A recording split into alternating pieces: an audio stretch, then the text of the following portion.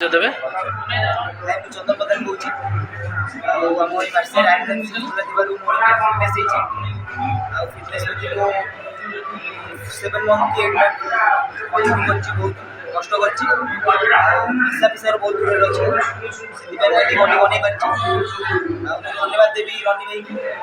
ଯିଏ ଜିମ୍ ଖୋଲିଛନ୍ତି ତାକୁ ଆମେ ଏଠି ବଡି ବଡି କରୁଛୁ ଆହୁରି ବହୁତ ପିଲା ଅଛନ୍ତି କରୁଛୁ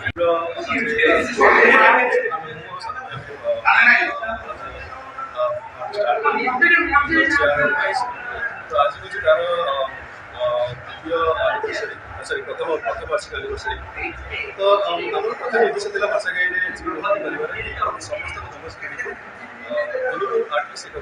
विशेष कर निहाती आम जिम रोचे फ्री ट्रेनिंग सहित फ्री न्यूट्रिशन गाइडेंस सहित वर्कआउट कर तो मार्सेगाई आगे तो आम रिक्वेस्ट करूँ कि नियमित एक्सरसाइज करूँ आम जिम को आस प्रत्येक दिन जहाँ न्यूट्रिशन दरकार जो गाइडेंस दरकार कौन सब सुविधा रोचे अवेलेबल अच्छे आप तार लाभ तो आम जिम आसिक एडमिशन करें प्रत्येक गाइडेंस कोर्स प्रोवाइड करें।